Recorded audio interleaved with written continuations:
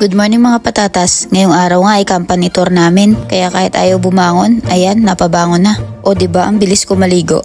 Outfit check muna tayo mga patatas. One Love Clothing nga pala yung suot kong damit. Marami silang pagpipilian ng mga solid colors. At meron din naman silang available na two-tone. Sa mga gusto po umorder, pwede nyo po i-PM si Boss Prince. Ako si Lai, gusto maging isang certified patatas.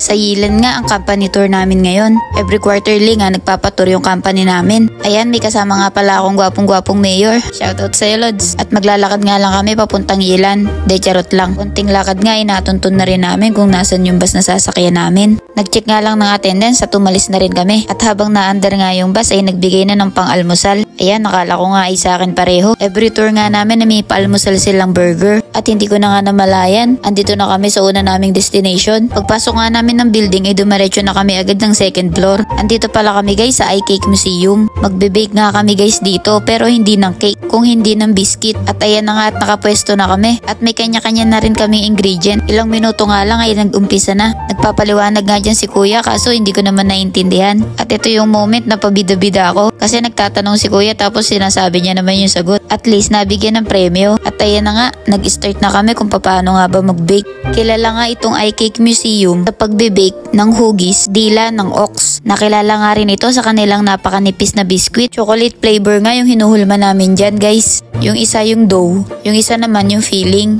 At ayan na nga, ipapalaman na nga namin yung filling doon sa dough. At ayan, inulit lang namin ng 6 na beses. At ayan, kitang-kita nyo naman na enjoy yung mga kumari natin dyan.